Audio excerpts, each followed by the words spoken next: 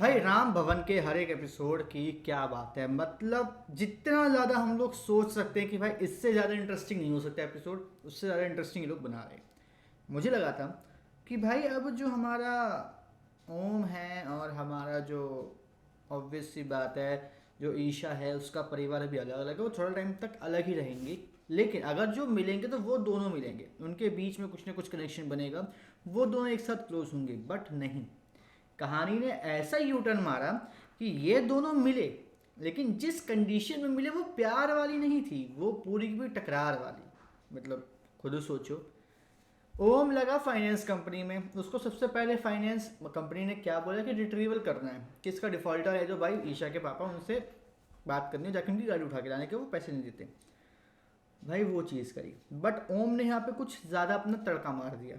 ठीक है, वही जो उसकी बल मतलब बड़बोली करने वाली आदत ना, कि अरे ये है वो है फलाना है ढिमकाना है, जाओ जाके तुम्हारे खेत बिक जाएंगे एंड और ये सब जो चीज़ें, वो यहाँ पे ओवर करके चला आया। ठीक है ना, बेइज्जती करके आ गया। ये सुन के उसके पापा का जो ईगो है वो हर्ट हो गया, बहुत तगड़े वाला।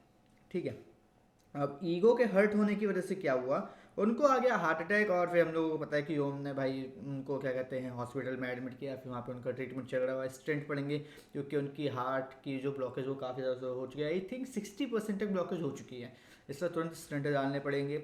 और उसकी वजह से यहाँ पे जो मतलब क्या नाम है ईशा है, वो धीरे धीरे समझती है कि हाँ मतलब कहीं ऐसा तो नहीं कि फाइनेंस कंपनी ने लोन जो है वो रिकवर करवाने के लिए भेजा हो किसी को, तो वहाँ पे हुआ हो, तो वहाँ जाती है। बट मैं ये सोच रहा हूँ पर्सनली कि यहाँ पर उसका एक शक था, वो शक यकीन में कैसे बदला, कब बदला, ये हमें बताया नहीं गया।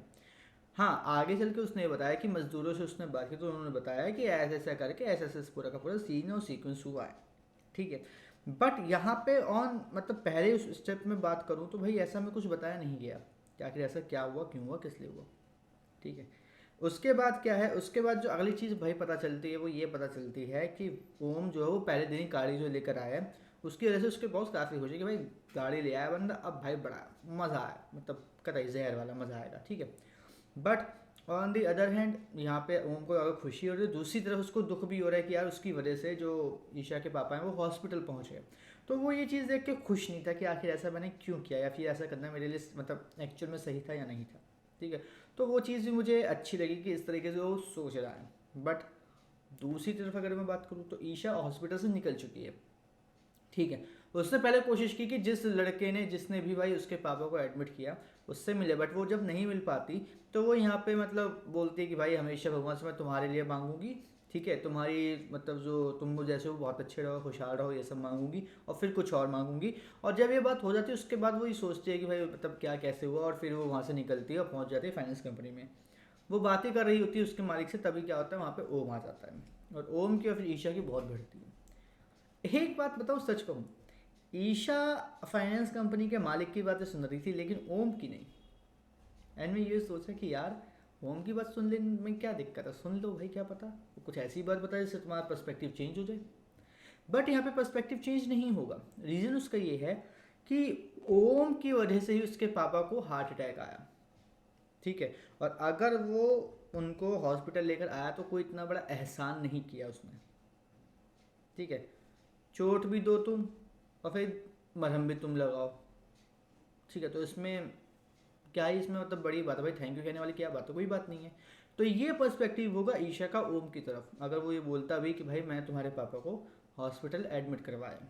बट अब देखने वाली बात यह है कि ओम ने सॉरी ईशा ने अपनी मम्मी को ये बोला है कि भाई पापा 3-4 दिन के लिए लखनऊ गए हैं, और लखनऊ से वो वापस आएंगे तब वो बताएंगे। ठीक है, बट सबसे बड़ी बात ये है कि वो 3-4 दिन लखनऊ गए हैं तो ठीक है, लेकिन लखनऊ में जाने का तो क्या वो फ़ोन पे बात नहीं करेंगे, करेंगे ना।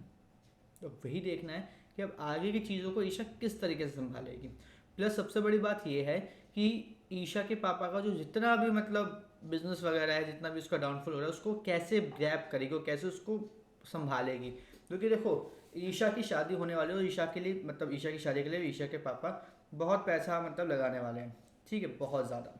और इसके लिए क्या है, इसके लिए यहाँ पे सबसे बड़ी बात जो है वो यही है कि किस तरीके से ये सब चीज़ें मैनेज करेगी। शादी भी है, पापा भी अब हॉस्पिटल में एडमिट हो गए हैं, और सबसे बड़ी बात तो ये है कि मतलब जो मेन मोटा मोटा अगर मैं बोलूँ तो बिजनेस को मैनेज और इतनी जल्दी मतलब उसको टॉप पे पहुंचाना बहुत ज़्यादा मुश्किल है। ये सब चीज़ें मैनेज कैसे होगी और एक साथ, तो ये देखने वाली बात होगी। बाकी अब ओम का फ्यूचर क्या होगा पता नहीं। लेकिन एक नई वाइल्ड कार्ड एंट्री हुई आज के एपिसोड में, भाभी की। अब वो भाभी का क्या सीन है मुझे नहीं पता, ठीक है। बट ये समझ में आया कि उन भाभी को घर से निकाल दिया गया है, ठीक है। और पता नहीं शायद कोई इश्यूज हुए हैं, ठीक है, जिसकी वजह से उनको घर से बाहर निकाला है। और गायत्री को ये पता है, गायत्री बीच सड़क पर भाई बेइज्जती करती है, ठीक है। अब ऑब्वियस सी बात है कि भाई भाभी है तो बेइज्जती चलो ठीक है समझ में आती है, लेकिन बेइज्जती किस बात पे हो रही है और भाई कौन है ओम का ऐसा जो मतलब ऐसे मतलब घर में है ही नहीं ना उसकी बात हुई आज तक। प्लस यहाँ पे जब उसकी छोटी बहन मिली ओम की, ठीक है, तो यहाँ पे ऐसा क्या हुआ कि मतलब उसको इतनी मतलब जलन सी मची गायत्री को। सबसे बड़ी बात ये है, यहाँ पे वो बड़े बड़े कसीदे पढ़ रही है कि हमारी फैमिली की जो इज्जत है उससे दूर रहो एंड ऑल। तो कहीं ऐसा तो नहीं कि गायत्री की सारी मतलब करामात हो जिसकी वजह से ये जो उनकी भाभी उनको निकाला गया है। पॉसिबल है, क्योंकि गायत्री का अगर हम लोग देखें तो वो घर में उन लोगों को अपनी साइड करने की कोशिश कर रही है, फिर दबाने की कोशिश कर रही है जो भी ओम की साइड जा रहे हैं। तो मेरे अकॉर्डिंग ये देखने वाली चीज़ है। बाकी आप हमें कमेंट करके ज़रूर बताइएगा कि आपको क्या लगता है भाई आने वाले एपिसोड्स में क्या होना चाहिए, कैसे होगा और किस तरीके से होगा। बाकी इसी तरीके के हर एक एपिसोड आने के लिए चैनल को सब्सक्राइब कर लीजिए, बेल आइकन को दबा लीजिए ताकि आपसे मिस ना हो हमारा कोई भी लेटेस्ट अपडेट।